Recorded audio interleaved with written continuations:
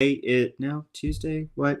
Whatever. It's Tuesday. So, first of all, just want to welcome everyone. Hope that you are having a great start to the week. And we are talking today about a really fantastic topic. It's something that is super near and dear to my heart. It's something that I absolutely love. And it is virtual assistants, scaling and building your businesses with virtual assistants. And so when I made a post about this on some of my social media channels, I got a lot of response. And so super excited to kind of talk through some things, answer some questions that you might have.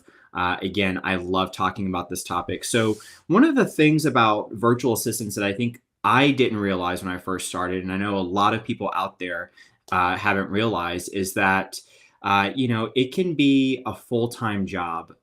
Finding the right virtual assistant, training that virtual assistant, onboarding that virtual assistant, managing that virtual assistant. It's definitely not a plug and play where you say, okay, I'm going to hire you to go do all of my cold calling, and now that's it. I'm never going to talk to you again, kind of thing. I just expect you to do your job. So there's a lot of resources that have to happen in order for a virtual assistant to be onboarded onto your team and add value to your team in a way that they're supported, in a way that they are going to be valuable, right? So the first thing is hiring virtual assistants. I get a lot of questions about this. What's the best way to hire the right person? And I think that it kind of starts with some introspective work that you have to do. So think about, what is the community that you're building, right? What is the culture in your business? What are your core visions for your business? And not only core visions, but what's your core values, right? So like in my business, core values are things like excellence, customer service, kindness in our company culture.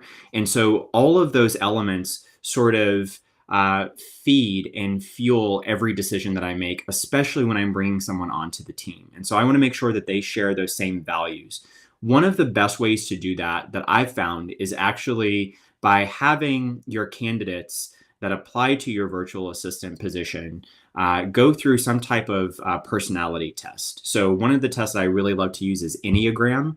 You can use that test for free. It takes about, I think, like 10 or 15 minutes. And then they just send me the results. I want to know what their personality types are, because every personality type has different motivators, has different strengths, has different weaknesses. And I want to make sure that that person has the right personality type for the type of job that they're applying for. So for example, if someone's not super motivated by, for example, competition, then maybe they wouldn't necessarily be a great person to have on the phone for sales, because sales is a position that's really like competition driven, right? Like you have to be highly motivated in a specific type of way. So if someone's not motivated by that, then maybe they would be a better fit like on the data side. Maybe they should be cleaning lists and pulling lists, scrubbing and setting up some marketing. So that's a really important component.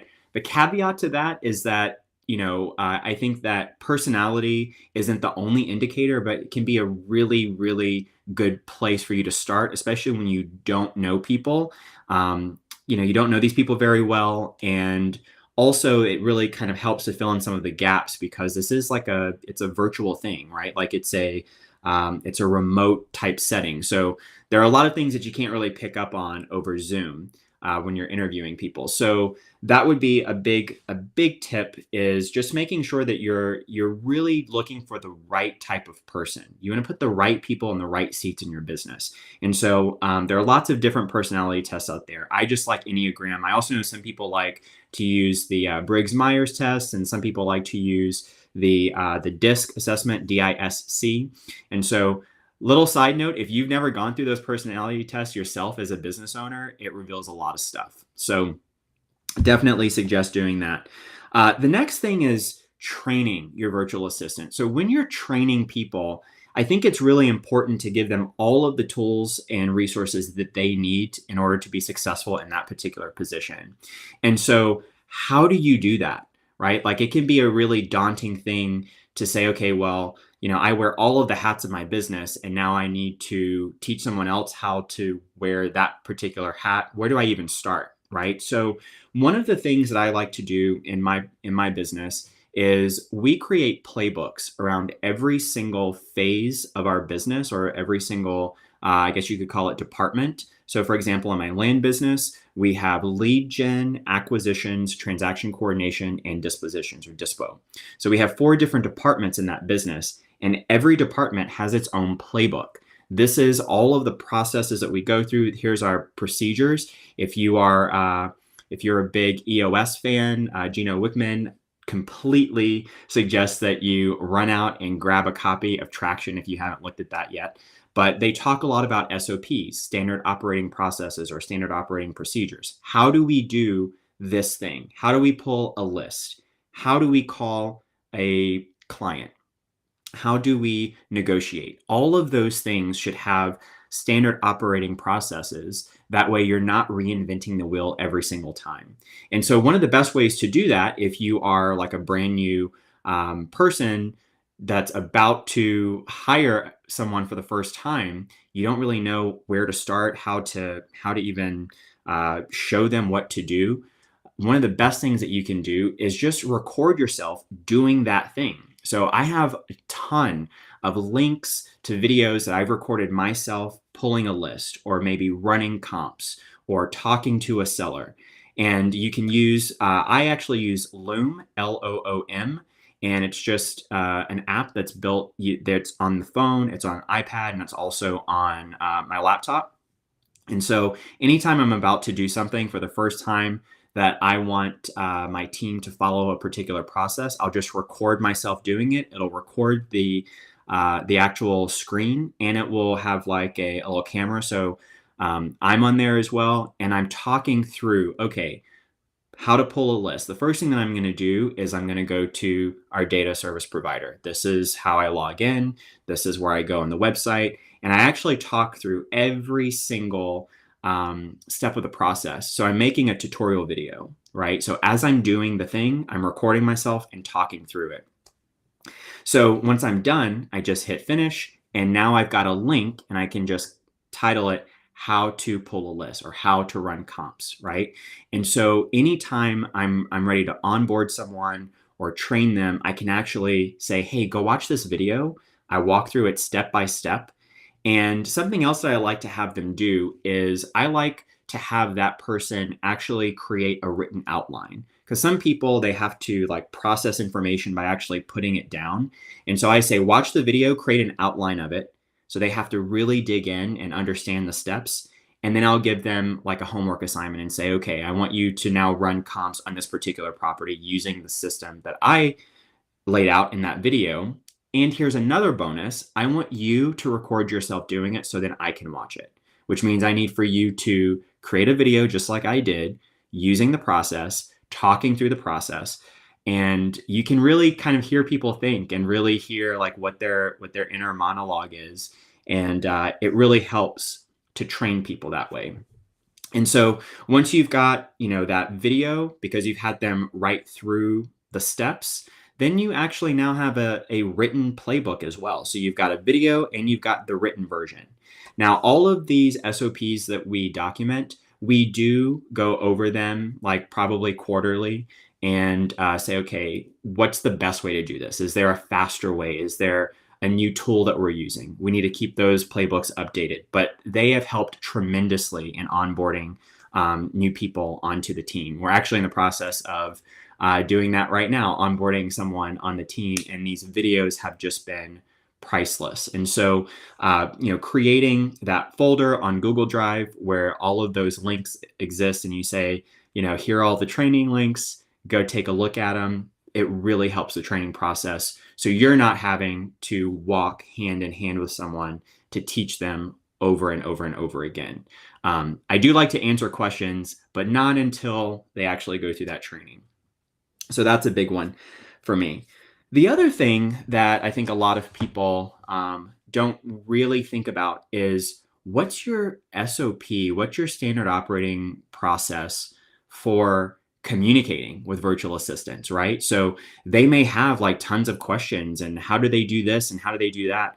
Like, do they just bombard you? Or do they text you? Do they email you? If they email you, how fast will you get back to them? And so in my business, we use Slack to communicate as a team. And so in Slack, if you're not familiar with it, there are different channels, which are actually like little, if you can remember, chat rooms, but each channel has its own topic. So if we're talking about, we might have like a general channel. We'll have a channel about just dispo. We'll have a channel about acquisitions, about transaction coordination.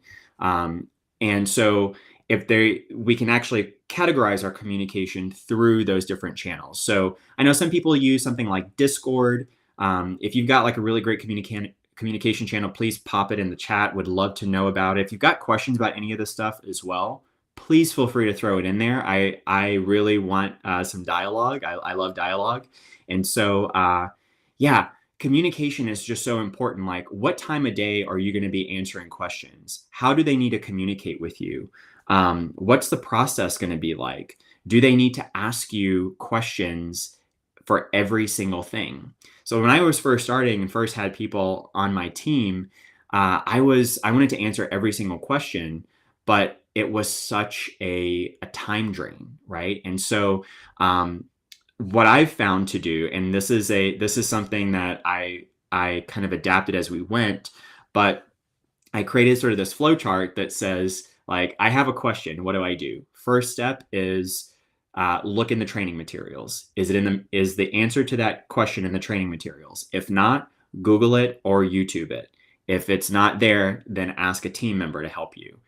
Right. And so it just goes through this whole kind of flow of questions. And I am the very last resource for them to ask, because lots of times they can figure out the question on their own. And I want to help people to set that expectation for themselves that they are going to find the answer. Right. So I'm not spoon feeding every single thing to them, because I want independent thinkers. I want some autonomy on my team.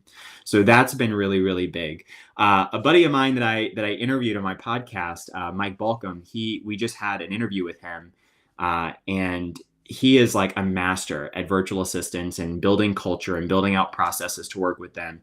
And he uses something I think he borrowed from Dan Martell, which is the 1-3-1 framework of asking questions, which is he has them go to ChatGPT and ask the question, and then come up with 3 possible solutions or answers to that question. And then he wants them to present him with the best one that they think is the answer. And then he gives them feedback, which I think is absolutely brilliant, because it's teaching them how to think. So if you don't get anything else from this, I think that one of the biggest takeaways that I have learned is when someone on your team has a question, I never let them just ask me the question and then give them an answer. I want them to ask the question with a possible solution and then tell me why they think that solution is the answer. And then I'll give them feedback about it. Just helps them to think using the Socratic method. And I think that is that's a really good way to train sort of autonomy on your team. So the other thing is, I think that whenever you are building out a team, it's important to know, like, what is it that they are going to be experiencing, like, in their daily lives, right? So, like, if you have a virtual assistant that lives in the Philippines, for example, like, are they operating on, like, what time are they going to be operating on? Because their time difference is different from the States.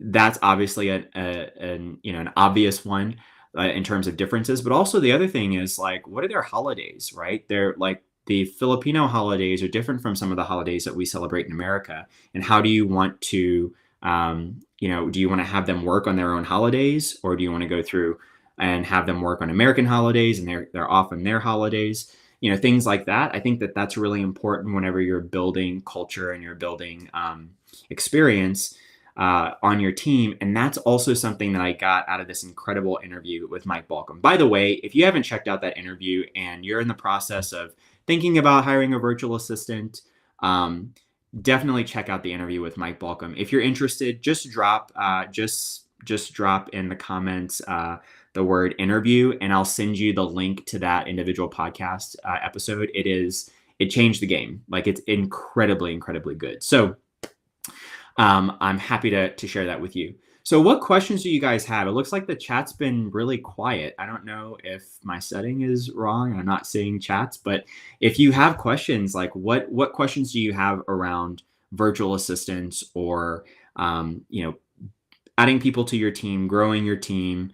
Any questions? I'm here for it. I would love to answer questions about that. Anyone have anything? Anyone at all? But yeah, I think that again, virtual assistants are really, really, they can be incredibly helpful and critical to your growth in your business, but it's not like just a simple plug and play. Another really good friend of mine, Alicia Jarrett, she likes to say, you can't just hire someone and not follow up or ask them to do something that you don't really know how to do because you don't know if they're doing good work or not. You don't know what's good or not. So you have to figure out what is your process and how do you like to do things and really dial that in so you have something to teach them, right? Because otherwise, how do you know if they're good or not doing a good job? So I think that that's really, really good advice. So any questions that you have, please pop them in the chat. I'm gonna hop off here. I've got a call here in just a minute, but if there are any questions that you have and you're watching this as a replay and you want to pop them in the chat, just go ahead and tag me on it and we can continue the conversation. So really, really excited about, about geeking out about virtual assistants. So anyway, let me know. Happy to chat with you guys. Hope this has been helpful. Take care and talk to you soon. Bye-bye.